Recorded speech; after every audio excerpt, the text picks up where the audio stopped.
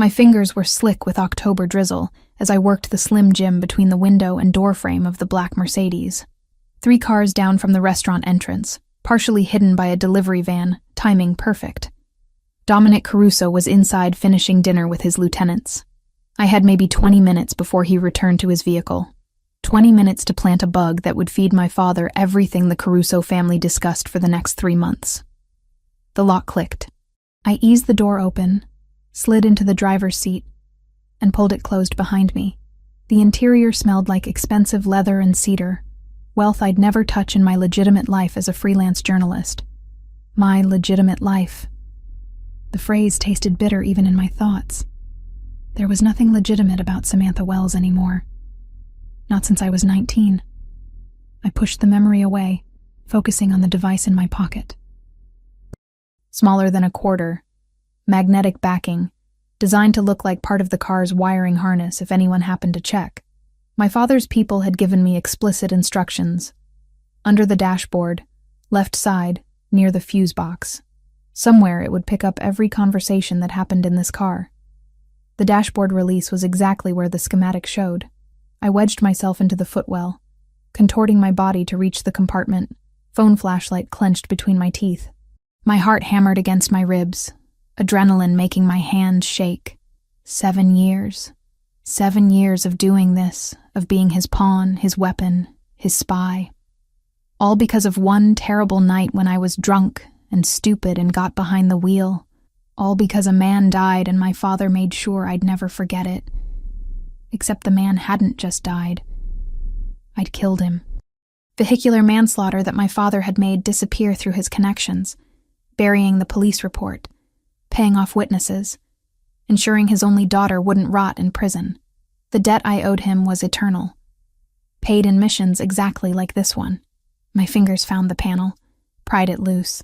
The tangle of wires behind looked exactly like the diagram. I reached for the device in my pocket. The driver's door opened behind me. Cold night air rushed in, carrying the smell of rain and cologne and danger.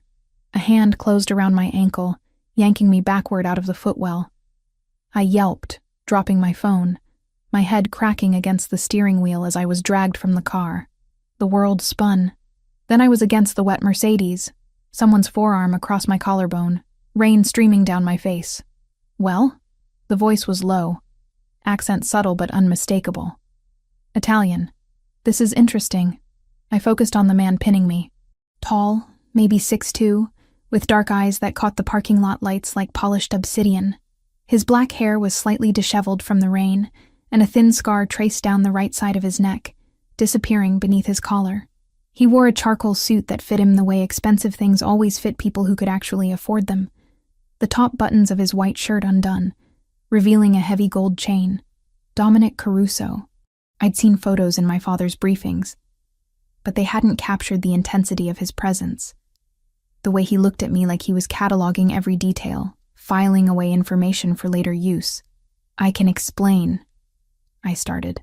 Can you? He shifted, and I felt the hard outline of a weapon beneath his jacket. Please. I'm fascinated to hear what explanation justifies you breaking into my car. Wrong car. I thought this was mine. Try again. You used a Slim Jim. That requires intent. His eyes dropped to the device I'd been holding, now on the wet pavement between us. He bent, never taking his attention off me, and picked it up, examined it with professional interest. Surveillance equipment. Albanian make, if I'm not mistaken. Which means, he looked back at me, recognition dawning. You're Richard Wells's daughter, Samantha. My stomach dropped. I don't know what you're talking about. Don't insult my intelligence. I've seen your face in surveillance photos. Your father's been very careful to keep you out of the business publicly, but he's used you for exactly this kind of work before. He pocketed the device. What I can't figure out is why you'd be stupid enough to try it on me personally. Maybe your reputation is exaggerated. Something flickered in his expression. Amusement, maybe, or appreciation for audacity. Oh, it's not. Trust me. He stepped back slightly, giving me space but not releasing me entirely. I could run. Should run. But his men were probably positioned throughout the parking lot, and I'd never make it 10 feet. You have 2 choices, Dominic said, his voice dropping lower. Option 1. I call your father right now. Tell him his daughter failed spectacularly at her mission and that I caught her red-handed. You know what happens to people who fail, Richard Wells. I did. I'd seen the consequences. Bodies in rivers, families destroyed, examples made. Option 2? My voice came out steadier than I felt. You work for me now. Feed your father exactly what I tell you to feed him. Pass me everything he shares with you. Become my eyes and ears inside the Albanian organization. He tilted his head, studying my reaction. In exchange, I investigate something for you. A little inconsistency I've noticed in your file. What inconsistency?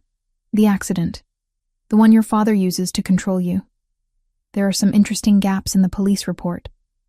Almost like it was constructed rather than recorded. The ground felt unsteady beneath me. You're lying. Maybe. Or maybe your father isn't the benevolent patriarch who saved you from prison.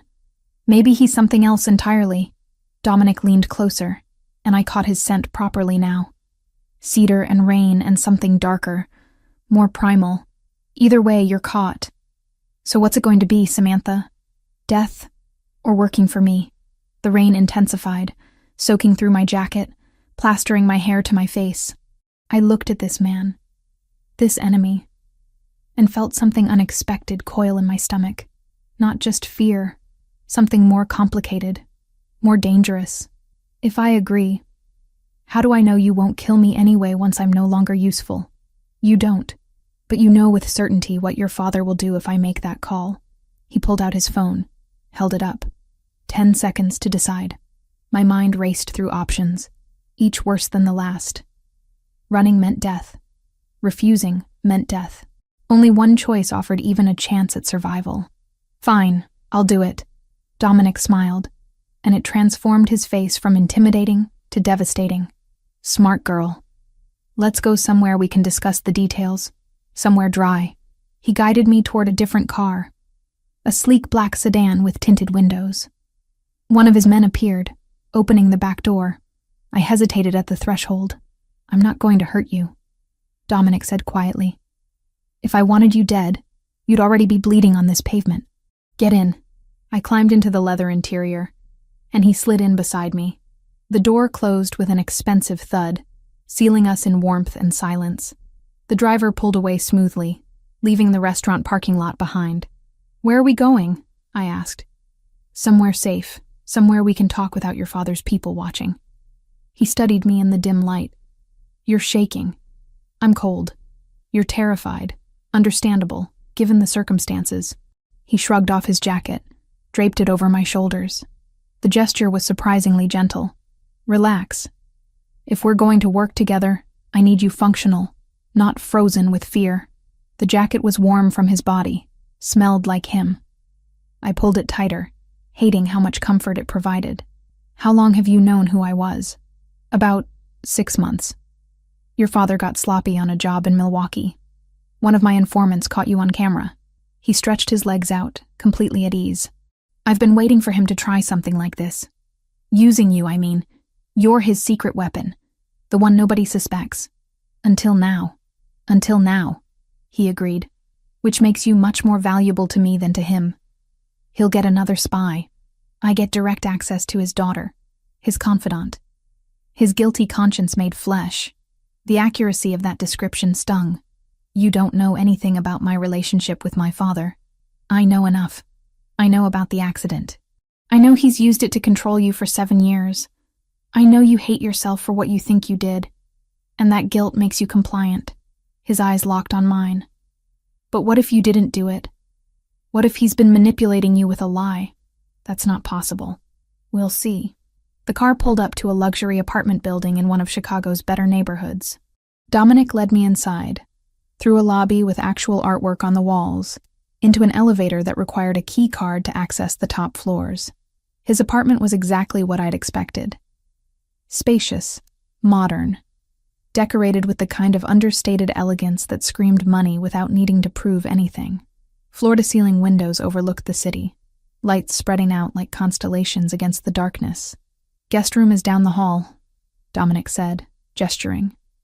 Bathroom attached. You'll stay here tonight while we establish the ground rules. I'm a prisoner. You're a collaborator. There's a difference. He moved to the bar, poured 2 glasses of something amber, offered me one. Unless you'd prefer to call your father, explain where you've been for the last hour. I took the glass. Sipped.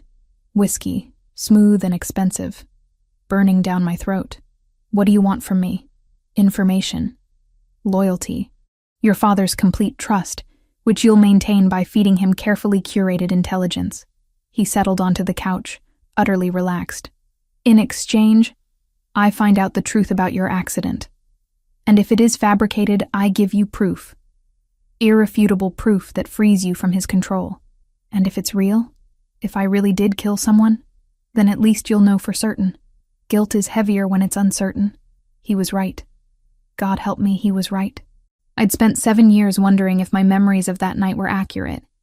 If the flashes I recalled through my drunken haze were real, or constructed by trauma and guilt. When do we start? Tomorrow. Tonight you rest. Process what just happened. Decide if you're truly in, or if you're going to try something stupid like running. He met my eyes. Don't run, Samantha. I'd have to send people after you, and that would be unpleasant for everyone involved. I set down my glass. Where's that guest room? He showed me, pointed out fresh towels and toiletries, closed the door behind him with a soft click. I stood in the middle of the elegant space, still wearing his jacket, still smelling cedar and rain, and wondered what the hell I'd just agreed to. Through the window, Chicago glittered with 10,000 lies and secrets. Somewhere out there, my father was probably wondering why I hadn't checked in yet.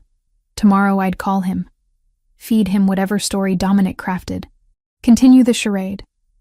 But tonight, standing in the apartment of my father's greatest enemy, I felt something I hadn't experienced in 7 years. Possibility. Morning arrived with unfamiliar sounds, traffic from a different angle, muffled and distant rather than the harsh street noise outside my studio apartment. I opened my eyes to cream-colored walls and designer furniture, momentarily disoriented before last night crashed back into consciousness. I'd agreed to betray my father, to work for Dominic Caruso, to become a double agent in a war I'd never wanted any part of. Someone had left clothes folded on the chair beside the bed. Jeans in my size, a forest green sweater, undergarments still in packaging. The attention to detail was both impressive and unsettling. How long had Dominic been planning for this possibility? The apartment was quiet when I emerged from the guest room, showered and dressed. Dominic sat at the kitchen island with coffee and a tablet, dressed more casually than last night. Dark jeans, a gray Henley that showed the definition of his shoulders, reading glasses perched on his nose. He looked up when I entered. Coffee's fresh. Cream and sugar on the counter if you need it. I poured myself a cup, black, and leaned against the opposite counter. Maintaining distance felt important. We need to discuss the specifics. Direct. I appreciate that. He set down the tablet, removed his glasses. Here's how this works. You call your father this morning. Tell him the mission went sideways. You were nearly caught by building security. Had to abort before planting the device. He'll be angry, but he won't kill you for a failed attempt. Not immediately. And then you continue your normal life. Journalism, coffee with friends, whatever routines you maintain. But when your father gives you assignments, you tell me first. I'll decide what information to let through, what to redirect, how to use you most effectively. The clinical way he described using me should have been offensive. Instead, I found it oddly reassuring. No pretense of friendship or alliance. Just business. What about my investigation? Into the accident? Already started. I have people pulling records, interviewing witnesses from 7 years ago, tracking down the supposed victim's family. He stood, moved to the coffee maker for a refill. Closer now. I caught that cedar scent again. These things take time. Be patient. I've been patient for 7 years. Then a few more weeks won't kill you. His eyes met mine, dark and unreadable. Make the call. Put his mind at ease. Then we'll discuss your cover story. I used my own phone, stepping into the guest room for privacy I knew was illusory. Dominic probably had the whole apartment wired for sound. My father answered on the second ring. Where the hell have you been? You were supposed to check in 8 hours ago. The job went bad. Building security did a random patrol, caught me near the car. I had to run. The lies came easily after 7 years of practice. I've been lying low, making sure nobody followed me home. Silence. Then, did they see your face? I don't think so. It was dark, raining. I kept my hood up. You don't think so isn't good enough, Samantha. If Caruso knows we sent someone, he doesn't. I was careful. Another pause. Come to the house tonight. We need to discuss your next assignment. I can't tonight. I have a deadline for an article. True, actually. My legitimate work as a journalist still needed attention. Tomorrow. Fine. Tomorrow. 6 o'clock. Don't be late. He hung up without goodbye. 7 years, and he'd never once ended a conversation with affection. Just demands and expectations, and the constant reminder of the debt I owed. When I returned to the main room, Dominic was typing on his phone. How'd he take it? Angry. Suspicious. Normal. Good. That reaction means he believes you. He pocketed the phone. I need you to accompany me to 2 meetings this week. Business dinners where having a woman present makes things look more social, less threatening. You'll be introduced as a public relations consultant I'm considering hiring. I know nothing about public relations. You're a journalist. Close enough. Just look professional. Make small talk. Observe everything. He studied me. Can you do that without your father's people noticing? Depends where the meetings are. One is Monday evening downtown. The other is Wednesday, near the waterfront. Both public venues. Nothing that screams organized crime. I considered the implications. Being seen with Dominic would raise questions if the wrong people reported back to my father. But refusing would damage my usefulness to Dominic, which seemed more immediately dangerous. I'll do it, but I need to maintain some legitimate work. Articles due. Editor breathing down my neck about a corruption piece. Perfect. Nothing says innocent like deadline stress. Something almost like amusement crossed his face. You have a younger brother, by the way. Christopher. 30 years old, corporate lawyer. He handles the legitimate side of our business, works to keep everything above board legally. The casual mention felt deliberate, like he was offering pieces of himself to build trust, or testing my interest in his personal life. Why are you telling me this? Because you'll meet him eventually. Better you hear it from me first. He moved toward the door, grabbed keys from a bowl on the entry table. I'll drive you back to your apartment. Try to act like your life is normal. That's how this works. The drive took 20 minutes through Chicago's morning traffic. Neither of us spoke, but the silence felt different than last night's charged tension. More like 2 people figuring out how to exist in an arrangement neither had chosen, but both needed. He pulled up half a block from my building. Call me if your father contacts you with anything time-sensitive. Otherwise, I'll pick you up Monday at 6 for the first meeting. I climbed out, then paused. The investigation. How will I know if you find something? You'll know. I don't keep information that important to myself. His eyes held mine through the open car door. I'm not your father, Samantha. I don't operate through manipulation and guilt. The statement landed with unexpected weight. I nodded, closed the door, watched him drive away before heading inside. My apartment felt smaller after Dominic's luxury space, cramped and cluttered with the debris of a life lived paycheck to paycheck. I'd just settled at my laptop when my phone rang. Kayla, where were you last night? I tried calling 3 times. Guilt twisted in my stomach. Kayla Turner had been my friend since college, the only person outside the criminal world who knew about my father's hold over me. Well, she knew I felt obligated to him. She didn't know about the missions. Research for an article. Lost track of time. At 2 a.m? Try again. I should have known better than to lie to someone who'd known me for 8 years. Can we meet? I'll explain in person. Luna Cafe, 30 minutes. The cafe was crowded with morning rush. Students and professionals grabbing overpriced lattes before work. Kayla sat in the back corner, her editor's eye immediately cataloging my appearance when I slid into the booth across from her. You look exhausted. Rough night. I saw you, Sam. Yesterday evening, getting into a car with a man I didn't recognize. Black sedan, expensive. You want to explain that? My mind raced. How much to tell her? enough to satisfy her concern without revealing the full insanity of my situation. It's for a story, investigative piece about, I grasped for something plausible, about how legitimate businesses in Chicago have ties to organized crime. This guy, he's connected, agreed to give me background information if I keep him anonymous. Kayla's expression said she wasn't buying it completely. And you trust him? I don't trust anyone anymore, but the information could be valuable. Sam, she leaned forward, voice dropping. You're playing with fire. I know you feel like you owe your father everything, but getting mixed up with actual criminals. I'm a journalist. This is what we do. We chase stories other people are too afraid to touch, and sometimes we end up dead for it. The truth of that statement hung between us. She was right to be worried. If she knew the full extent of what I'd gotten into, she'd probably drag me to the police herself. I'll be careful. Promise. She studied me for a long moment, then sighed. At least text me every day so I know you're alive. Deal? Deal. We finished our coffee talking about safer topics.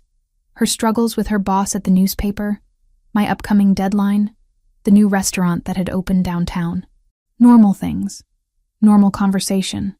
A thin veneer of ordinary life over the chaos beneath. When I got home, there was a message from an unknown number. Just 3 words. Investigation ongoing. Patience. Dominic, reminding me that he was working on his end of our bargain. That somewhere in the archives and records of 7 years ago, the truth about that night might still exist.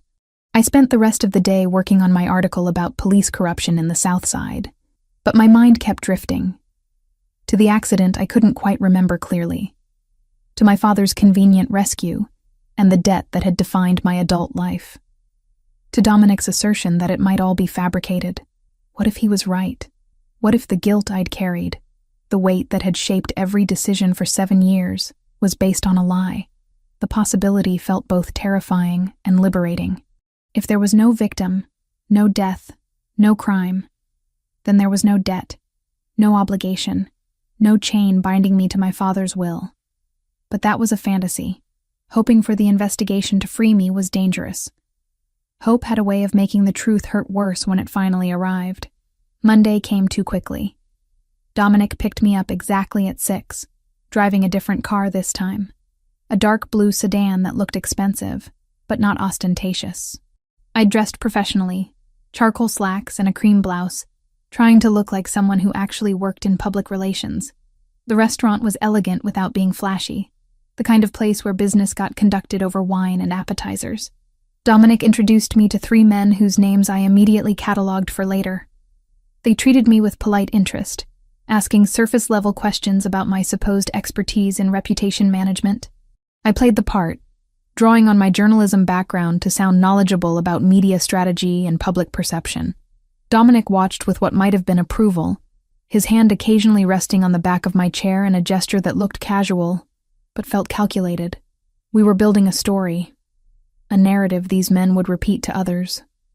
The Caruso boss consulting with media experts, legitimizing his operations, thinking about public image. It was smart, made him look forward-thinking rather than criminal. On the drive back, Dominic was quiet for several blocks before speaking. You did well tonight.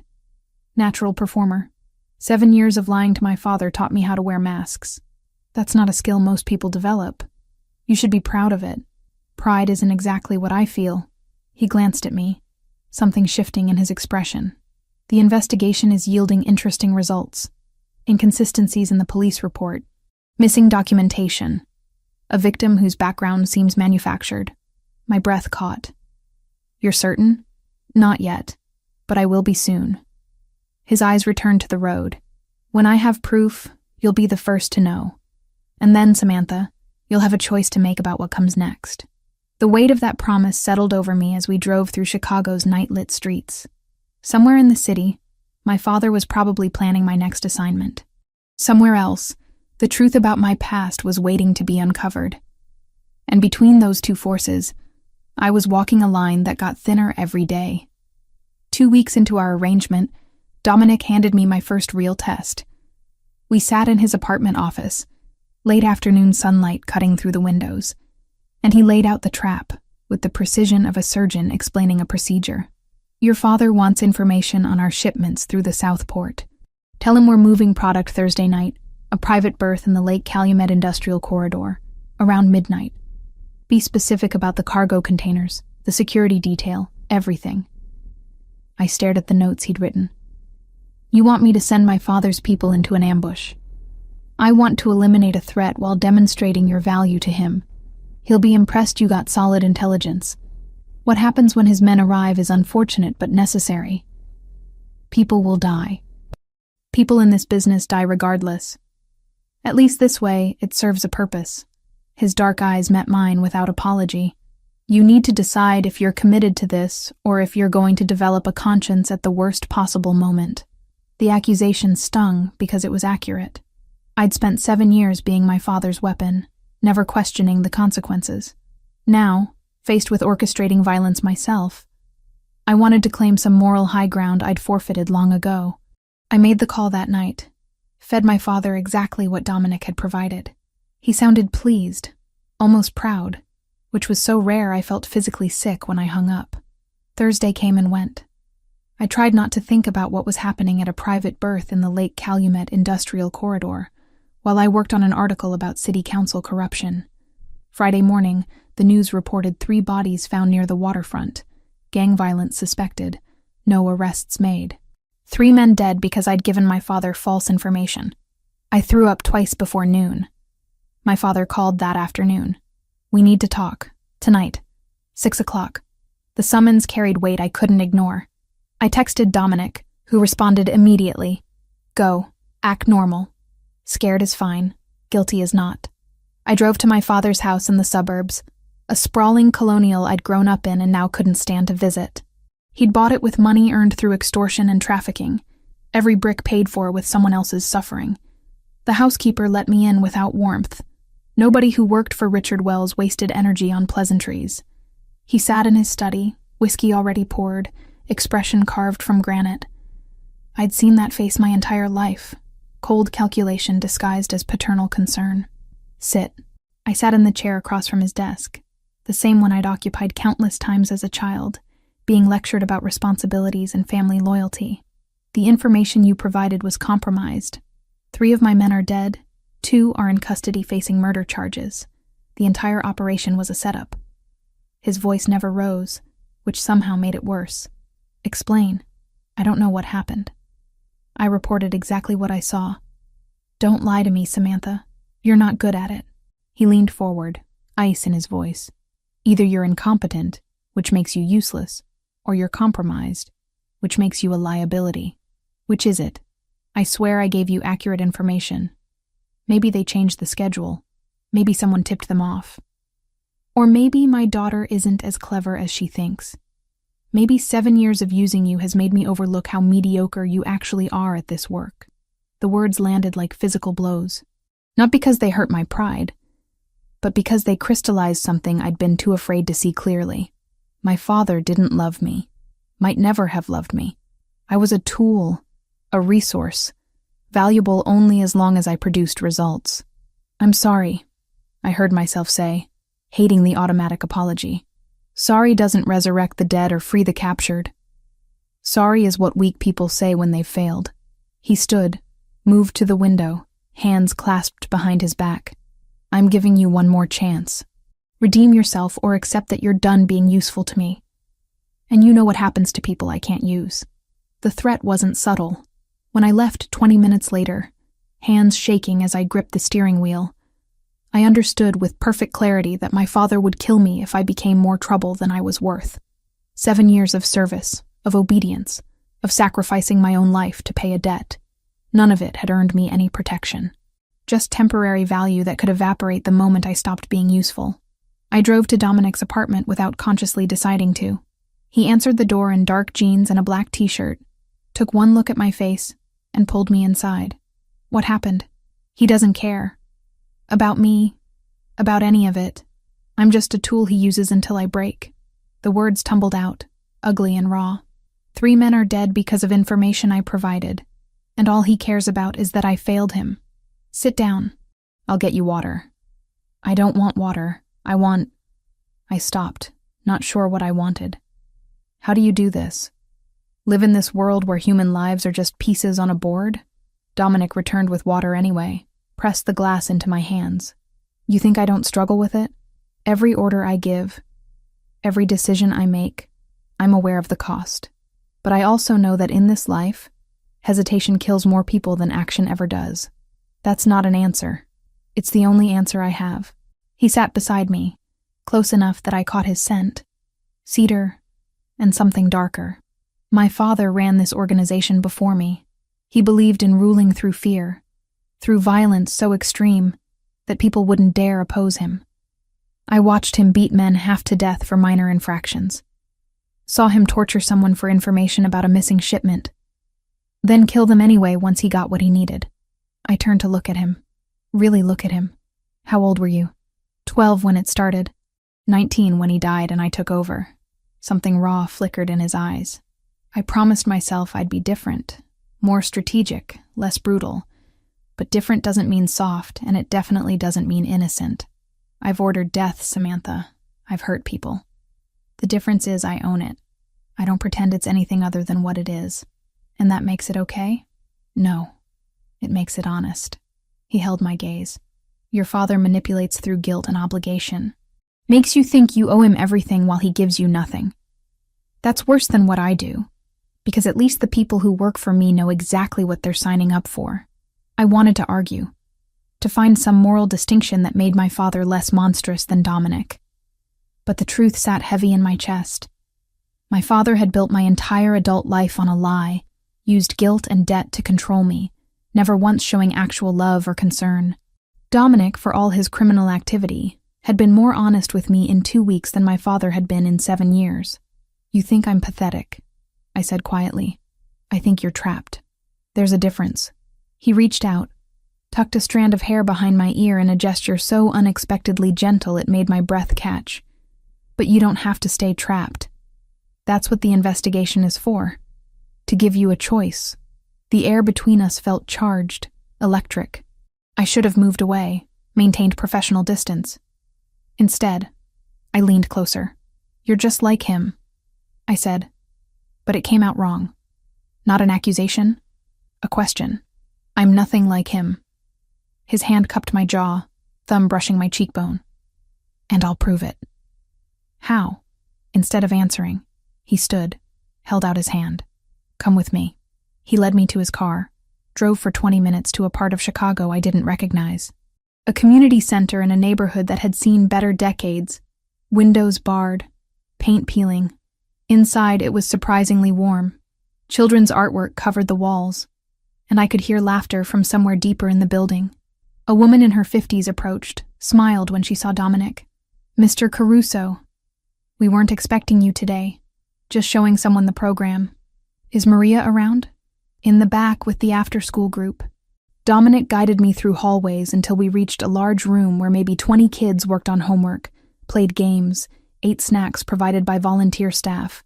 He explained quietly that this center served families affected by gang violence, offering childcare, tutoring, meals, counseling, all funded anonymously through a network of donations that he personally organized. Families torn apart by what we do, he said. Doesn't fix anything, but it's something. More than your father's ever done for anyone. I watched a small girl color carefully at a table, tongue poking out in concentration, and felt something crack open in my chest. Dominic wasn't pretending to be good. He wasn't claiming moral superiority. He was just trying to balance scales that would never be balanced, acknowledging responsibility while still operating in a world defined by violence. On the drive back, I said, I'm sorry for accusing you of being like him. You weren't entirely wrong. We're all capable of terrible things in the right circumstances. The question is what else we're capable of. He glanced at me. You're capable of more than you think. More than your father ever let you become. Back at his apartment, tension simmered between us. Dominic poured wine, and we stood in his kitchen, separated by 3 feet that felt like miles and inches simultaneously. Thank you, I said, for showing me the center, for being honest. Honesty is easier than you'd think when you've got nothing to hide. Everyone has something to hide. Maybe, But I'd rather you see exactly who I am, flaws included, than build some fantasy that'll shatter later. He moved closer, deliberately invading my space. You want to know the real difference between me and your father? I'm giving you a choice. Right now. Walk away if you want. I won't stop you. Won't punish you. You can disappear. Start over somewhere he can't find you. And I'll make sure he thinks you're dead so he stops looking. Why would you do that? Because nobody should live the way you've been living. Under someone's thumb, paying for a crime you didn't commit with no hope of freedom. His hand found mine, fingers intertwining. But if you stay, if you keep working with me, I need you to be certain it's what you want. Not because you're afraid, not because you feel obligated, but because you choose it. The doorbell interrupted whatever I might have said. Dominic's expression shifted instantly from intimate to alert. He checked his phone, relaxed slightly. My brother. He has terrible timing. Christopher Caruso looked nothing like Dominic. Lighter build, wearing a suit that screamed corporate lawyer, with glasses and a much friendlier face. Until he saw me. Then his expression shuddered into professional neutrality. You must be Samantha, the journalist Dominic's been consulting with. He extended a hand, and I shook it, reading skepticism in every line of his body. Interesting timing for a business meeting. Christopher, Dominic's voice carried warning. Be nice. I'm always nice. Also cautious, which is why I'm here unannounced, checking on my brother who's apparently taking advice from the daughter of our biggest rival. His eyes never left me. No offense. Some taken, I replied, but understandable. That earned a flicker of respect. I'll be direct. My brother has a habit of seeing the best in people, which is admirable until it gets him killed. So before this goes any further, I need to know whose side you're actually on. Mine, I said, surprising myself with the truth. I'm on my own side for the first time in 7 years. If that happens to align with your brother's interests, fine. But I'm done being anybody's pawn. Christopher studied me for a long moment, then looked at Dominic. I like her. Still don't trust her, but I like her. He headed for the door, paused. Be careful, both of you. The Albanians aren't going to take those losses lying down, and our own people are getting nervous about all the changes you're making. Recipe for disaster if you're not careful. After he left, Dominic turned to me. He's protective. Can't blame him. Neither can I. I wouldn't trust me either. Lucky for you, I do. He stepped closer, erasing the distance between us. So what's your answer? Stay or go? I should have asked for time to think. Should have maintained some distance, some objectivity. Instead, I closed the gap entirely, rose on my toes, and kissed him. His response was immediate, hands tangling in my hair, backing me against the counter with a hunger that matched my own. When we finally broke apart, both breathing hard, he rested his forehead against mine. That's not an answer, he murmured. Yes, it is. I'm staying. On my terms, but I'm staying. Good. He kissed me again, slower this time. Because I wasn't ready to let you go. 1 month. 30 days since Dominic Caruso had caught me breaking into his car, and my life had become something I no longer recognized. Half of those nights I'd spent in his bed, learning the geography of scars across his shoulders, the way he said my name when we were tangled together in the darkness. The other half I spent alone in my apartment, pretending I still had boundaries. The investigation results came on a Tuesday afternoon. Dominic called me to his apartment, and I knew from his voice that he'd found something. When I arrived, he had files spread across his dining table like evidence at a crime scene. Sit down, he said, and there was something in his expression that made my stomach drop. I sat. He handed me a folder, and I opened it with trembling fingers. The police report from 7 years ago looked official, looked real, but as Dominic walked me through it, pointing out inconsistencies I'd never noticed, the foundation of my guilt began to crack. The victim's name was David Morrison, 32 years old, supposedly killed when you ran a red light on Michigan Avenue. Dominic's finger traced the document. Except there's no death certificate, no obituary, no family claiming his body. The address listed for him doesn't exist, never has. I stared at the papers, unable to process what I was seeing. That's not possible. I remember. You remember being drunk and terrified.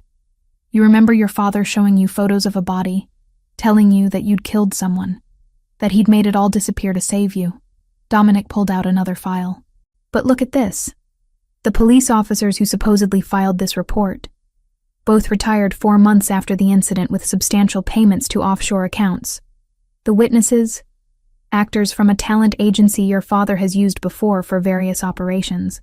The world tilted sideways.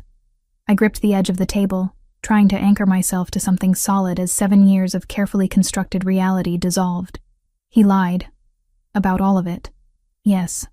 Dominic's hand covered mine. You never killed anyone, Samantha. There was no accident. Just an elaborate manipulation designed to control you from the age of 19. The folder slipped from my fingers. Paper scattered across expensive hardwood, and I didn't care. Couldn't care about anything except the rage building in my chest like a storm. I need to call him. Are you sure that's... Now. I need to call him now. Dominic handed me his phone. Something about using an untraceable line, but I barely heard him over the roaring in my ears. My fingers shook so badly it took 3 tries to dial my father's number. He answered with his usual brusque greeting. What? David Morrison. Tell me about David Morrison. Silence stretched across the line. Then, I don't know what you're talking about. The man I supposedly killed. Except he never existed, did he? You fabricated the entire thing. The accident. The victim. The police report. All of it. My voice cracked. You've been lying to me for 7 years. I did what was necessary to secure your loyalty. You were rebellious. Unreliable. I needed leverage. The casual admission, delivered without apology or remorse, broke something fundamental inside me. I was 19 years old. You were a liability. Now you're an asset. The method doesn't matter. The method was my entire life. 7 years of guilt, of thinking I was a murderer, of doing everything you asked because I thought I owed you. And you'll continue doing what I ask, because despite this revelation, you have nowhere else to go. I made you, Samantha. Everything you are exists because I shaped you. Go to hell. I ended the call, threw the phone across the room hard enough that it shattered against the wall. Then I was on the floor, folding in on myself. 7 years of false guilt and real rage pouring out in a way I couldn't control. Dominic was there, arms around me, not saying anything because there was nothing to say. He just held me while I broke apart, and somehow that made it bearable. Hours later, we lay in his bed, my head on his chest, listening to his heartbeat. Real and solid and honest in ways my father had never been. What do I do now? I whispered. Whatever you want. You're free, Samantha. Truly free for the first time since you were 19. Except I wasn't. Not completely. Because I was still tangled in this world, still caught between 2 criminal organizations, still performing a role that required lies and deception. But at least now I was choosing it. That had to count for something. The next 2 weeks blurred together. My relationship with Dominic shifted. Deepened in ways I hadn't anticipated. We were lovers, yes, but also partners. He included me in strategy discussions, asked my opinion on territorial disputes, treated me like an equal rather than an asset. It was intoxicating and terrifying in equal measure. My journalism work continued. I was finishing a piece about police corruption in the South Side, interviewing sources, following leads. One of those leads brought me to a retired detective who'd worked organized crime for 30 years. He talked freely about old cases, about the Albanian operation run by Richard Wells, about upcoming conflicts between the major families. Word is, Wells is planning something big, he said, settling into his chair with coffee. Some kind of play against the Italians. Public event, lot of witnesses meant to send a message. 3 weeks from now, maybe less. My blood turned cold. What kind of event? Charity gala. The one Caruso hosts every year for that youth center he funds. Wells wants to hit him there, make it clear that even philanthropy won't protect him. I barely remembered driving back to my apartment. Barely remembered calling Dominic, hearing his voicemail, hanging up without leaving a message. The information sat like poison in my stomach. If I told Dominic, I was sentencing my father to whatever retaliation would follow, sealing my position as a traitor, burning that bridge permanently and irrevocably. If I stayed silent, Dominic would walk into an assassination attempt, might die because I was too cowardly to choose. 2 days I carried that knowledge. 2 days of avoiding Dominic's calls, of pretending to be buried in deadline work, of lying awake at night weighing impossible choices. On the 3rd day, Dominic showed up at my apartment. I opened the door to find him standing there, expression carved from stone. "What's wrong?" "I don't know. You tell me." He walked past me, into my small living room, turned to face me with his arms crossed. "You've been distant, avoiding me. Either something happened or you're planning something I'm not going to like. Which is it?" I could lie. Should lie. Protect myself. Protect the fragile neutrality I'd managed to maintain. Instead, I heard myself say, "My father is planning to kill you. 3 weeks from now at your charity gala. Assassination in public, meant to send a message." The silence that followed felt like falling. Dominic's expression didn't change, but something shifted behind his eyes. Calculation replacing whatever warmth had been there. "How long have you known?" 36 hours. 36 hours. "And you didn't think to mention this?" His voice stayed level, which was somehow worse than anger. "Were you trying to decide whether to warn me or let it happen?" "Of course not. Then why wait? Why the distance, the avoidance?"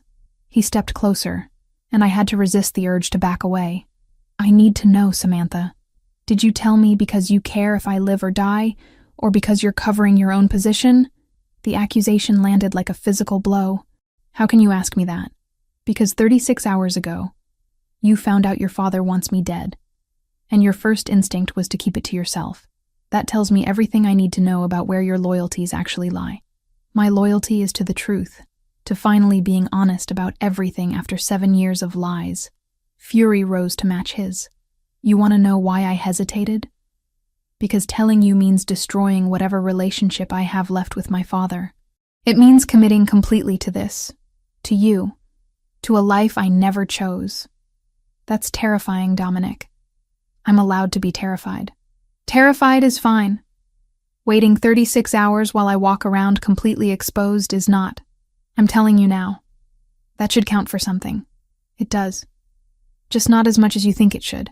He moved toward the door, stopped with his hand on the knob. "I'll handle your father's plan. You should stay away from the gala. From me. From all of this until you figure out what you actually want." Then he was gone, and I was alone with the wreckage of a fight that felt like an ending. I called Kayla because I had no one else. She arrived 20 minutes later with wine and sympathy, took one look at my face, and pulled me into a hug. "Tell me everything." So I did. The whole story, from the fake accident to the double agent arrangement to falling for Dominic despite knowing better. She listened without interrupting, and when I finished, she said exactly what I needed to hear. "You're in love with him. That's your takeaway? Not that I'm working for the mob, or that my father is a sociopath, or that I'm trapped in an impossible situation. All of those things are true. But the reason you're this destroyed is because you love Dominic Caruso, and you're terrified he won't forgive you." She poured us both more wine. "So what are you going to do about it?" I stared into my glass, seeing my reflection distorted in the dark liquid. What was I going to do? Keep playing both sides until someone got killed? Run away and start over somewhere else? Or finally, definitively, choose? "I don't know," I admitted. "But I think I'm about to find out." 10 days after I told Dominic about the assassination plot, my father discovered I'd betrayed him. I found out the old-fashioned way. 6 armed men showing up outside my apartment building at 2 a.m. I woke to my phone vibrating with Dominic's name on the screen. His voice was clipped, urgent. "Don't leave your apartment. Your father's people are on their way. I'm 5 minutes out." "How do you know?" "One of his men is on my payroll. Has been for 6 months. Get away from the windows and stay down." I crawled to my bathroom, the only room without exterior walls, and crouched in the tub with my phone clutched in shaking hands. Through the apartment walls, I heard boots on stairs, voices speaking Albanian in harsh whispers. They were coming for me, to drag me back to my father, or more likely, To kill me for choosing Dominic over blood loyalty. Gunshots shattered the night. Not inside my building, but close. Street level. Maybe the parking lot. More shots. Rapid fire. The distinctive crack of multiple weapons. I pressed myself deeper into the tub, making myself as small as possible, praying the cast iron would stop stray bullets. My phone buzzed. Text from Dominic. Stay put. Handling it. The shooting stopped as abruptly as it started. Sirens wailed in the distance, getting closer. Someone pounded on my door. Samantha, it's me. Open up. Dominic's voice. I stumbled out of the bathroom, unlocked the door with trembling fingers. He stood there in tactical gear I'd never seen him wear. Kevlar vest over dark clothes, a gun still in his hand. Behind him, 2 of his men flanked the hallway. Are you hurt? His free hand cupped my face, eyes scanning for injuries. No. What happened? Your father sent a crew to collect you. We intercepted them before they reached your floor. He holstered his weapon, pulled me against his chest. You can't stay here. Pack what you need. 5 minutes. The police. We'll find 6 Albanian gangsters with weapons and no witnesses. We were never here. He released me, stepped back. Move, Samantha. Now. I grabbed essentials. Laptop, documents, clothes, toiletries, throwing everything into a duffel bag without thought or organization. Dominic stood guard at my door, speaking quietly into his phone, coordinating whatever cleanup operation would erase evidence of his involvement. We left through the back entrance, avoiding the chaos at the front where police were arriving. In his car, reality crashed over me in waves. I can't go back now. To my apartment, my normal life, any of it. No. Dominic agreed, navigating side streets away from my neighborhood. You made your choice tonight. Everyone will know it by morning. 2 of his men died, wounded. They'll live to tell your father exactly who stopped them. He glanced at me. This is real now. No more pretending you're neutral. No more playing both sides. You're with me, publicly, and that makes you a target. The weight of that settled into my bones. I'd crossed a line that couldn't be uncrossed. My father would consider me dead to him at best, actively hunt me at worst. The Albanian organization would see me as a traitor. Anyone loyal to my father's operation would know I'd chosen his greatest enemy. I'd burned my old life to ash, and there was no going back to sift through the remains. Dominic's apartment became my home. Not temporarily, not as a safe house, but home. My clothes hung in his closet. My toothbrush sat beside his. My laptop occupied space on his dining table. We fell into routines. Morning coffee together, him handling business while I worked on articles. Evenings tangled in each other, trying to forget the danger circling closer every day. Security became omnipresent. 2 guards stationed outside the building at all times, cameras monitoring every entrance, bulletproof glass in the windows. I couldn't leave without escort, couldn't go anywhere without Dominic or his men shadowing my movements. The cage was gilded and comfortable, but still a cage. Christopher showed up on day 3, carrying takeout and wearing an expression that said he had opinions he planned to share whether I wanted them or not. You've got my brother walking around with a target on his back, he said without preamble, setting food containers on the kitchen counter. Albanian hit teams, internal dissent from people who think he's gone soft, and the attention of every law enforcement agency in Chicago. All because of you, Christopher, Dominic warned. No, he's right. I met Christopher's eyes. Everything he said is true, but I'm not leaving, and I'm not pretending this is temporary. So either accept it or tell me now that you want me gone. Christopher studied me for a long moment. Then, surprisingly, he smiled. I wanted to hate you. Would be so much easier if I could. He started unpacking food. But my brother's been alone for too long, and you make him happy. Happy enough to risk everything, apparently. So I guess I'm stuck with you. It wasn't exactly a warm welcome, but it was acceptance. We ate together, and Christopher told stories about growing up with Dominic, about their father's brutality, and how Dominic had shielded him from the worst of it. Understanding dawned. Christopher wasn't suspicious of me because he doubted Dominic's judgment. He was protective because he'd already watched his brother sacrifice too much for family. My journalism work took an unexpected turn. I started investigating the Albanian organization with the same techniques I'd used on corrupt politicians and dirty cops, following money trails, interviewing sources, building cases from fragments of information. That's how I found Thomas Kovac. He'd been the chief accountant for my father's operation for 12 years, handling the complex web of shell corporations and offshore accounts that laundered drug money into legitimate businesses. But Thomas had a conscience that had been eating at him, and a daughter who'd overdosed on heroin 2 years ago. Heroin that had come through my father's distribution network. I met him in a diner on the far south side, somewhere neutral and public. He looked older than his 53 years, worn down by guilt and grief. "I can give you everything," he said over coffee that neither of us drank. "Transaction records, wire transfers, names of every official your father has paid off. Enough to put him away for 30 years. But I need protection. Federal protection. I can arrange that. Can you? You're Richard Wells's daughter. How do I know this isn't a trap?" I pulled out my phone, showed him photos of my destroyed apartment, police reports from the shooting. "Does this look like I'm on good terms with my father? He tried to have me kidnapped 4 days ago. I want him gone as badly as you do." Thomas examined the evidence, then nodded. "Set up the meeting. But I want immunity in writing before I hand over a single document." I called Dominic from my car. "I found our leverage. We need to contact the FBI. That's a dangerous move. Everything about this is dangerous. But if we're going to end this without more bodies piling up, we need the law on our side." Silence stretched across the line. "Then, I'll make some calls. We have a contact in the bureau who owes me a favor." 36 hours later, Thomas Kovac sat across from 2 FBI agents in a secure location, backed by lawyers Dominic had provided, and detailed 12 years of financial crimes. The agents left with enough evidence to build a RICO case that would dismantle my father's organization from the inside out. The hit came that night. I'd gone to my old apartment to retrieve more belongings, accompanied by 2 of Dominic's guards. We were loading boxes into the car when the shooting started. Not at us. At my car. 16 bullets tore through the metal and glass, destroying the vehicle but missing all 3 of us because we'd been standing 20 feet away. Message delivered. My father knew about Thomas, knew I'd arranged the FBI meeting, and wanted me to understand that nowhere was safe. Dominic showed up personally to collect me, fury carved into every line of his face.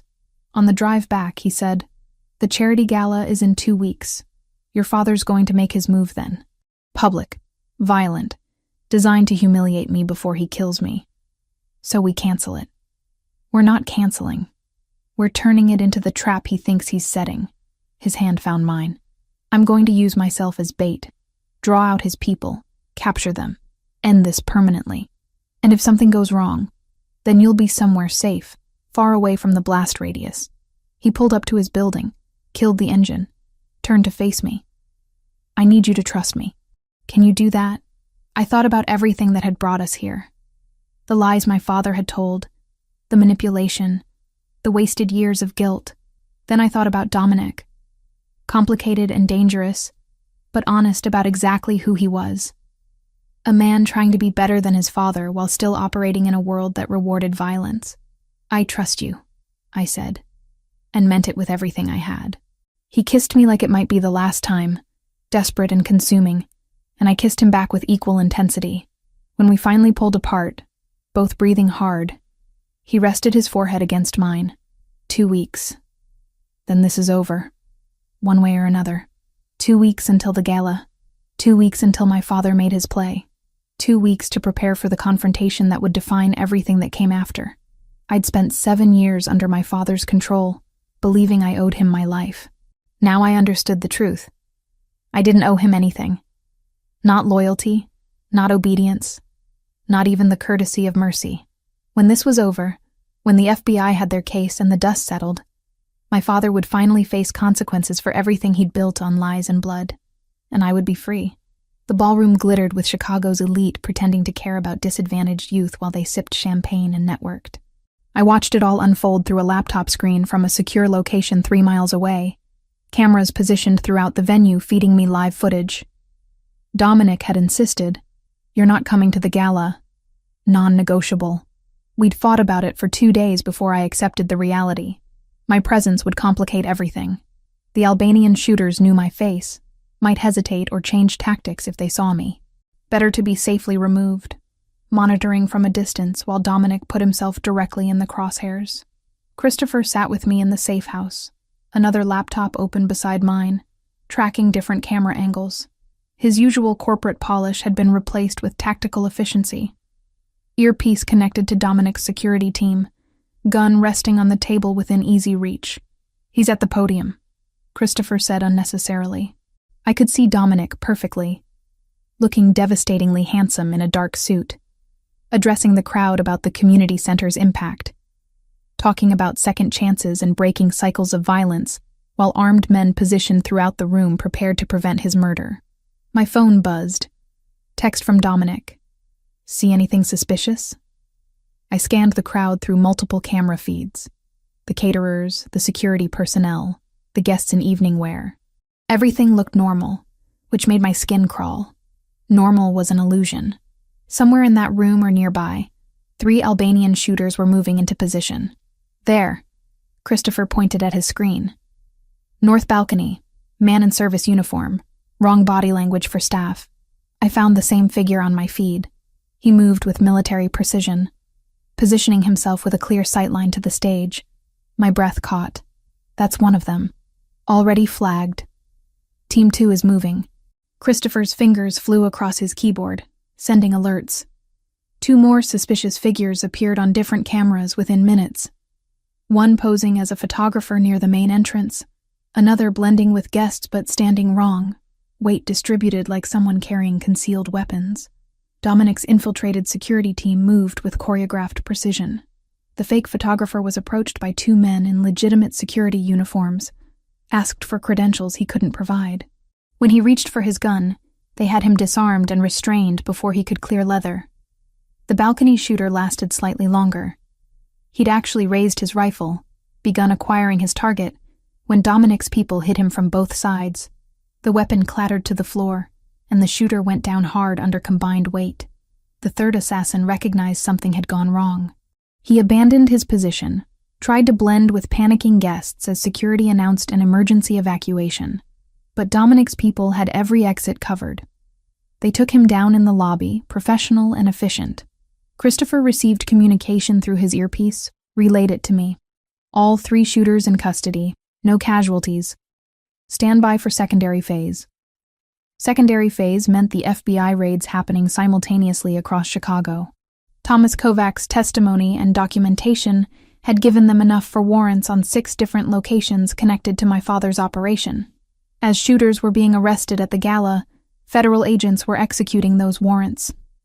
My phone rang. Unknown number. I answered on speaker. "Ms. Wells, this is Special Agent Delaney with the FBI. We have your father in custody. Arrested at Rosario's restaurant 20 minutes ago without incident. He's being transported to federal holding now." The words didn't feel real. 7 years of living under his control. And it ended with a phone call from a stranger. "What happens next? We'll need your full statement. Everything about the fabricated accident, the years of coercion, the intelligence you were forced to gather. Your testimony will be crucial to the prosecution. When? Tomorrow morning, if you're available. Bring your attorney." I hung up, hands trembling. Christopher was already pulling up news feeds on his laptop.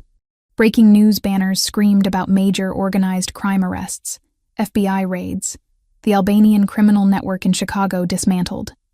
Another camera feed caught my attention. Dominic, surrounded by his own security team and legitimate law enforcement, giving a statement to police. He looked tired but unharmed, and relief flooded through me so intensely I nearly sobbed. Christopher's phone rang. He listened, his expression softening. "She's okay. We're both fine. Yeah, we're watching the feeds." "No, she hasn't seen it yet." He glanced at me. "Dom wants to talk to you." He handed me his phone. Dominic's voice filled my ear, rough with adrenaline and emotion. "Are you all right? I should be asking you that. You were the one standing in front of guns.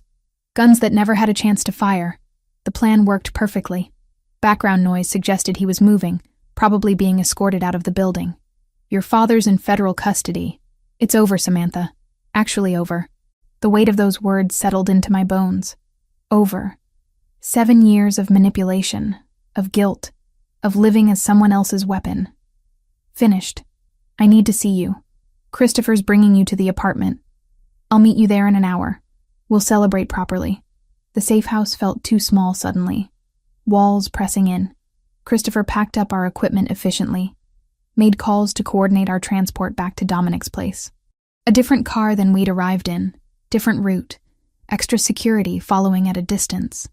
Even with the immediate threat neutralized, caution remained necessary. Dominic beat us back to the apartment by 10 minutes. When I walked through the door, he was there, jacket discarded, sleeves rolled up, looking more real and solid than anything I'd seen on a screen. I crossed the space between us in 3 steps, and he caught me, arms wrapping tight. You're safe. I breathed against his chest. So are you. That's all that matters. Christopher cleared his throat delicately. I'm going home. You two have earned a quiet night. He squeezed my shoulder as he passed, the gesture surprisingly affectionate.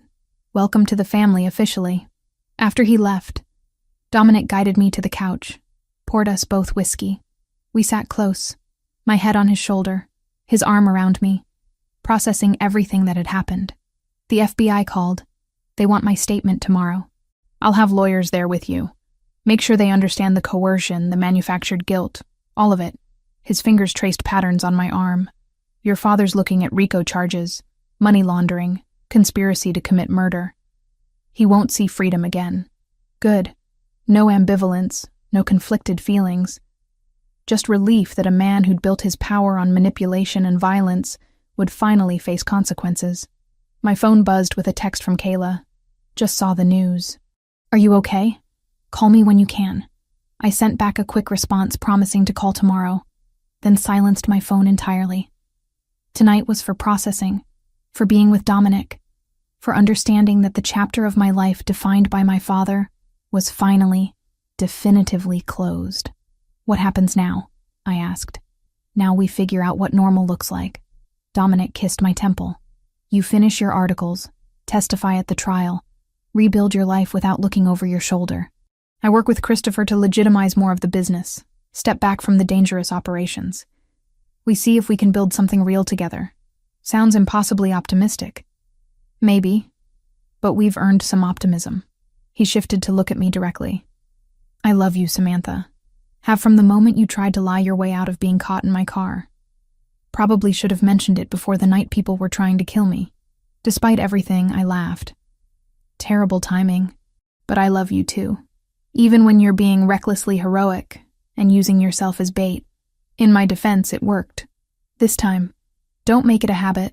We stayed on that couch for hours, talking through everything that had happened, making plans for tomorrow and next week and next month.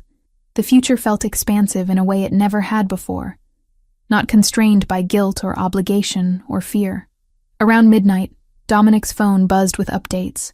All 3 shooters in custody, cooperating with authorities in exchange for reduced sentences. My father's organization in chaos. Leadership vacuum being filled by infighting. The FBI confident they had enough evidence to secure convictions on multiple charges. And me? For the first time in 7 years. I was just Samantha Wells. Journalist, girlfriend of a complicated man trying to be better.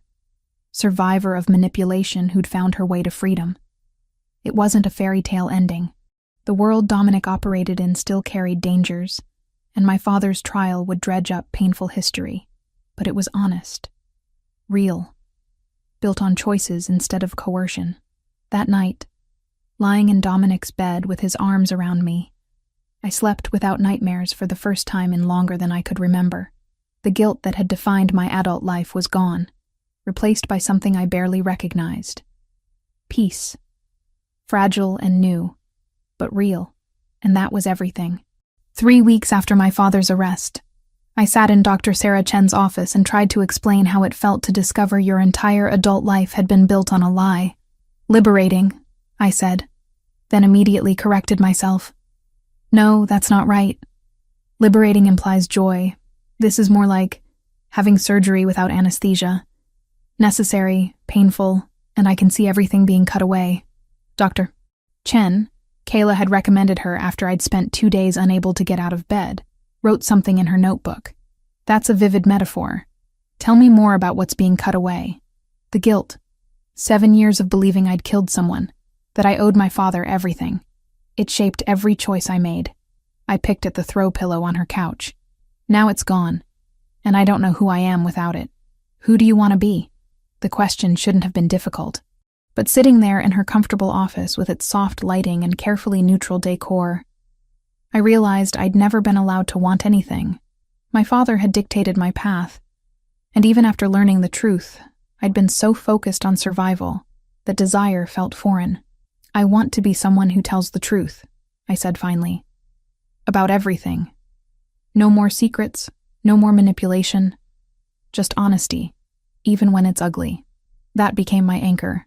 Twice-a-week therapy sessions where I dismantled years of conditioning, learning to separate guilt from responsibility, fear from caution. Dr. Chen never judged the choices I'd made. Working for my father, becoming Dominic's informant, the moral compromises along the way. She just helped me understand why I'd made them, and how to move forward without repeating the patterns. The trial date was set for 6 weeks out. I'd already given my preliminary statement to the FBI, but the formal testimony would require me to face my father in court, detail the fabricated accident, and 7 years of coercion in front of a jury. My lawyer, provided by Dominic, assured me it would be straightforward. Your testimony establishes motive for the RICO charges, shows a pattern of manipulation and control that extended to using you as an intelligence asset. Combined with the financial crimes and conspiracy charges, we're looking at multiple life sentences. Multiple life sentences. My father would die in federal prison. I should have felt something. Grief, maybe, or satisfaction. Instead, there was just hollow relief. He couldn't hurt me anymore. The Albanian organization collapsed faster than anyone anticipated. With my father in custody, and his senior lieutenants either arrested or fleeing jurisdiction, the power vacuum created chaos. 2 factions emerged, one militant and one pragmatic, and they'd spent 3 weeks trying to kill each other. Dominic worked the situation carefully. Christopher handled the legal negotiations while Dominic met with the moderate faction's representatives in neutral locations, always with security, always with contingency plans. I was at the apartment when he returned from the final negotiation. He looked exhausted, tie loosened, jacket slung over his shoulder. It's done. They accepted the territorial agreement. Northern routes and import operations go to them. We maintain the south side and consolidate our legitimate holdings. He poured himself whiskey, drank it in one swallow. 3 blocks of the city aren't worth more bloodshed. They know it. I know it. Finally, everyone's tired enough to admit it. I crossed to him, wrapped my arms around his waist from behind. That's a good thing. It's a pragmatic thing. Good is relative. But he covered my hands with his, accepting the comfort. Christopher wants you at dinner next week. Family dinner, he specified. With his wife and kids. That's progress. That's him finally accepting you're permanent. Dominic turned in my arms, studied my face. How was therapy? Productive. Painful. Both. I rested my forehead against his chest. Dr. Chen thinks I'm making good progress. Says I'm developing healthier coping mechanisms. Does she know you're sleeping with a criminal? She knows I'm with someone who's complicated but honest with me. That's what matters to her. I looked up at him. And you're working to be less of a criminal. That counts for something. He smiled, the expression softening his usually intense features. Christopher has a timeline. 3 years to legitimize 60% of operations. 5 years to be completely clean. It's aggressive but possible. What happens to the people who don't want to transition? They find other employment. I'm not forcing anyone to change, but I'm not maintaining operations that put unnecessary targets on our backs. He tucked hair behind my ear. I want a life with you, Samantha. A real one. That requires getting out of situations where federal prosecutors might decide I'm worth investigating. My journalism work had become my salvation. I'd started writing immediately after the gala, channeling everything I'd learned into a series of investigative articles about familial coercion and organized crime. How children of criminals were groomed, manipulated, used as assets. I'd changed names, altered details enough to protect sources, but the core truth remained. The series was picked up by a national magazine. Suddenly, editors who'd never responded to my pitches were calling with assignments. A literary agent reached out about expanding the articles into a book. My freelance income tripled. Kayla met me for coffee to celebrate, hugging me so hard I couldn't breathe. "I'm so proud of you. This is real journalism, Sam. Important work. It's therapy disguised as investigation. I'm just writing about what I lived through. That's exactly why it matters. Nobody writes about this stuff from the inside." She stirred her latte unnecessarily. "How are you doing?" "Really? Better. The nightmares have decreased. I can think about my father without feeling like I'm going to throw up. Small victories. Those are huge victories." She reached across the table, squeezed my hand. "And Dominic? You two are solid? As solid as anything in this situation can be. He's trying, Kayla. Actually trying to build something different. Good. Because you deserve someone who's as committed to changing as you are." Christopher's dinner happened on a Saturday evening at his house in the suburbs. His wife Emma was warm and welcoming. Their 2 daughters, 7 and 9, treated me like a fascinating curiosity. The younger one, Sophie, asked directly if I was going to marry Uncle Dom. "Sophie!" Emma looked mortified. But Dominic just laughed, ruffled Sophie's hair. "That's between your uncle and Samantha. Stop being nosy." After dinner, while Emma got the girls ready for bed, Christopher poured wine for the 3 of us in his study. He raised his glass formally. "To family. Blood and chosen." We drank, and I felt something settle into place. This was acceptance. Not just tolerance, but genuine welcome into something I'd never really had. A family that functioned on trust instead of manipulation. "I was wrong about you," Christopher said bluntly. "Thought you were using my brother, or that you'd turn on him when things got difficult. But you chose him over everything else you had. That matters. I didn't have much to choose over," I admitted. "You had your father's organization, your identity as his daughter. Those aren't nothing, even if they were built on lies. You walked away from all of it." He looked at Dominic. "She's good for you. You're different. Lighter somehow. Like you finally believe there's a way out." "She made me believe it's possible," Dominic said quietly. "That's worth more than anything." The trial preparation consumed my days. Hours with lawyers, reviewing testimony, preparing for cross-examination. They warned me that my father's defense would try to paint me as an unreliable witness, someone with motivation to lie. But the evidence, the fabricated police reports, the fake death certificate, Thomas Kovac's financial records, supported everything I claimed. I asked my lawyer if I'd have to see my father in court. "You'll have to look at him when identifying him for the jury, but you don't have to make eye contact beyond that. Focus on the prosecutor, on the jury, anywhere else." The thought of seeing him again made my skin crawl. Dr. Chen helped me prepare, running through visualization exercises, teaching me grounding techniques for when anxiety spiked. "He has no power over you anymore," she reminded me. "He's in federal custody. He can't hurt you. The worst he can do is look at you, and even that is temporary." My investigative series won a regional journalism award. I stood on a stage in front of industry professionals, accepting recognition for work born from the worst period of my life, and felt profound gratitude that I'd survived to tell the story. Dominic and Kayla sat in the audience, unlikely allies united by their support for me. Afterward, at the reception, Kayla pulled him aside for what looked like a serious conversation. When I asked later what they'd discussed, Dominic just smiled. She wanted to make sure I understood that if I ever hurt you, she knows people. Journalists have surprisingly intimidating networks. She threatened you?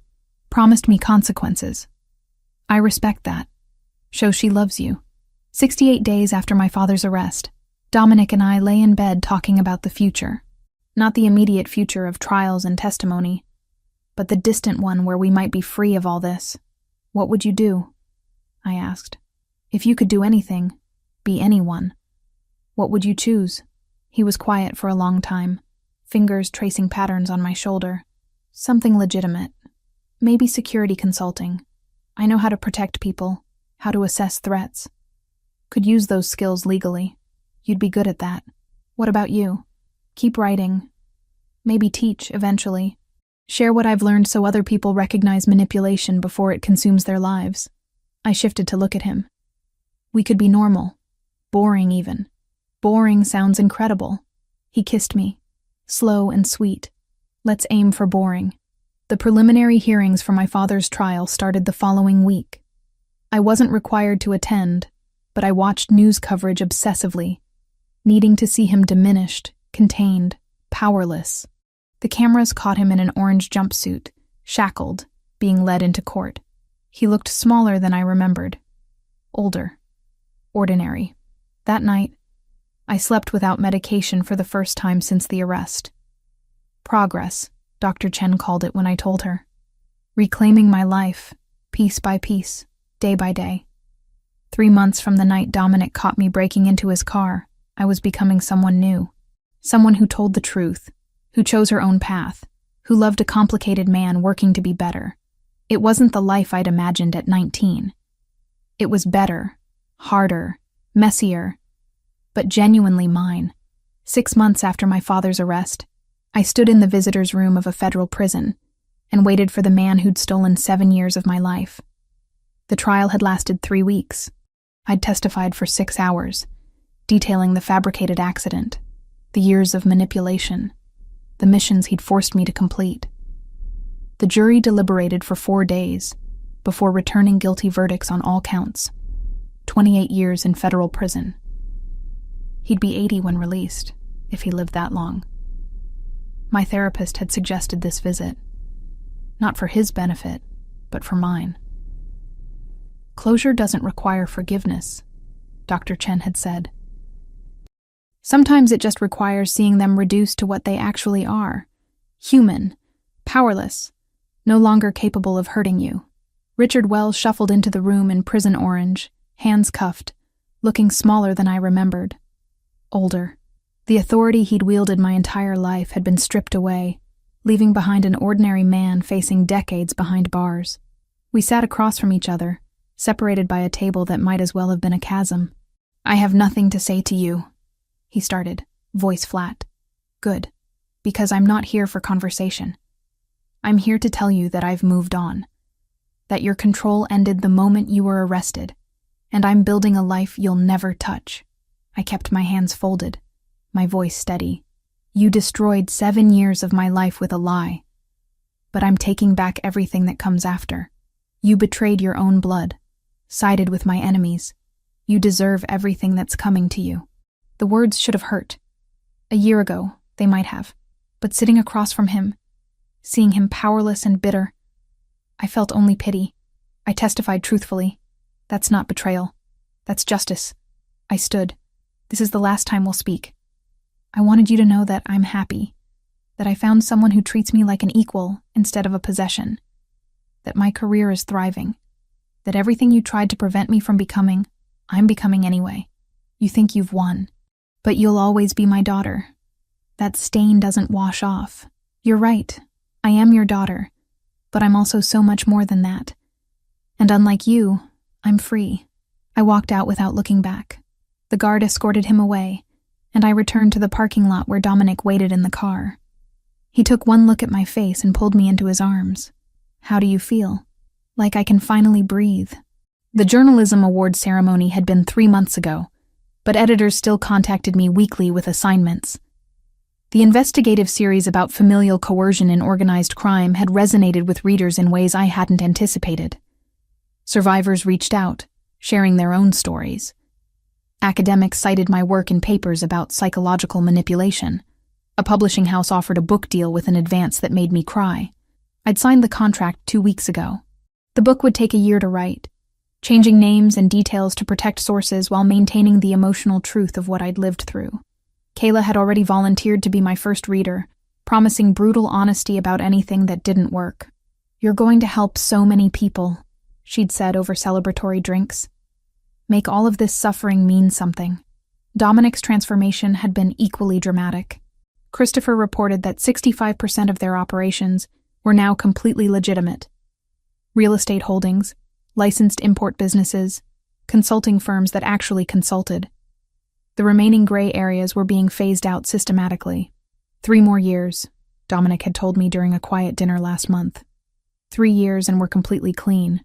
No more looking over shoulders, no more federal scrutiny, just boring business operations. Boring sounds perfect. Boring sounds like everything I never thought I'd have. The proposal happened on a Tuesday evening in April. We'd been cooking dinner together, something we'd started doing regularly. A small claim to normalcy in lives that had been anything but normal. Dominic was chopping vegetables for a salad while I monitored pasta on the stove, and we were arguing about whether carbonara required cream. It absolutely does not, I insisted. That's an American bastardization. Some bastardizations are improvements. You're impossible.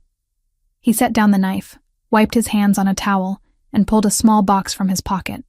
I'm also serious about wanting to spend the rest of my life arguing with you about pasta recipes. The ring was simple.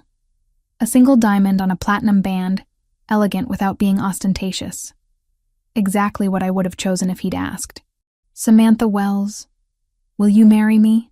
I looked at this man who'd caught me breaking into his car, who'd offered me freedom in exchange for information, who'd fallen in love with me somewhere along the way and changed his entire life because of it. There was only one possible answer. Yes, we'd kissed while the pasta water boiled over, laughing and crying simultaneously, and it had been perfect. The wedding happened 6 weeks later. 20 guests in Christopher's backyard, spring flowers blooming, Sophie and her sister serving as flower girls. Kayla stood beside me as maid of honor, wearing a sage green dress she'd picked out herself. Christopher stood with Dominic, genuine affection replacing the suspicion that had defined their early interactions with me. Emma had cried through the entire ceremony. Afterward, at the reception, she'd pulled me aside. I'm so glad Dom found you. He's been alone too long, carrying too much. You make him believe in possibilities. He makes me believe in them too. That night, in the hotel suite Dominic had booked downtown, we'd made love slowly, savoring the knowledge that this was just the beginning. No more hiding, no more fear, just us building something real together. 3 months after the wedding, I sat in the home office of our new apartment. We'd moved somewhere lighter, with better views and less history, working on a chapter about the psychology of manufactured guilt. My deadline was approaching, but the words were flowing easily. Truth always wrote faster than fiction. Dominic appeared in the doorway holding 2 mugs of coffee, prepared exactly how I liked it. He'd learned my preferences through observation, the same careful attention he applied to everything he cared about. How's the writing? Good. I'm on Chapter 7, dissecting how criminal organizations use family bonds as leverage. I accepted the coffee gratefully. Dark stuff, but necessary. He settled into the chair across from my desk, his own mug cradled in both hands. Christopher finished negotiating the sale of our last gray area operation yesterday. As of next month, we're completely legitimate. 2 years ahead of schedule. Turns out a lot of people were ready to change. They just needed someone to give them permission. He smiled, the expression transforming his usually intense features. I'm starting this security consulting firm in January. Already have 3 corporate clients interested. That's incredible. It's terrifying. And hopeful. And about 15 years overdue. He stood, moved behind my chair, hands settling on my shoulders. Come take a break. You've been writing for 4 hours. We migrated to the balcony, Chicago spreading out below us in afternoon light. The city had been the backdrop for so much pain. My father's manipulation. The years of living as someone else's weapon. The violence that had marked the transition from that life to this one. But it was also where I'd found Dominic, where I'd learned to choose myself, where I'd built a career telling truths other people were afraid to speak. What are you thinking about?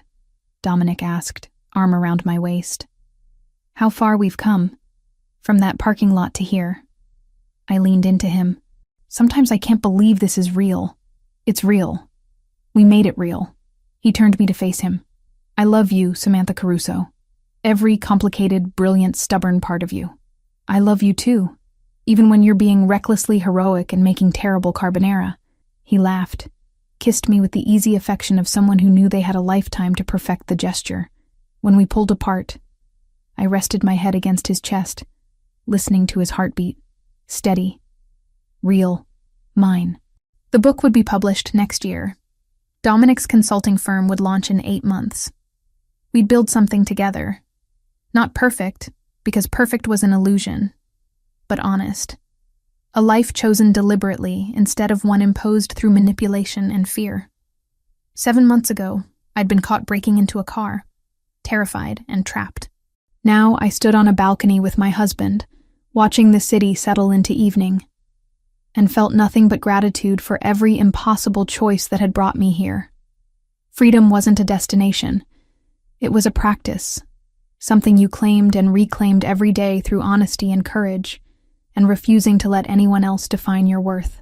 And I was finally, gloriously free. Epilogue. 6 months after the trial, the community center on 18th was louder than it had ever been. New shelves, new paint, same long tables scarred by years of homework and board games. Dominic signed the last grant form and held the door while the late sun spilled across the gym floor. Kayla organized the art supplies with military seriousness and rolled her eyes when Christopher tried to alphabetize the crayons. For once, there was nothing to fix and no one to outrun. The work would never be finished. Good work never is, but it finally felt like theirs.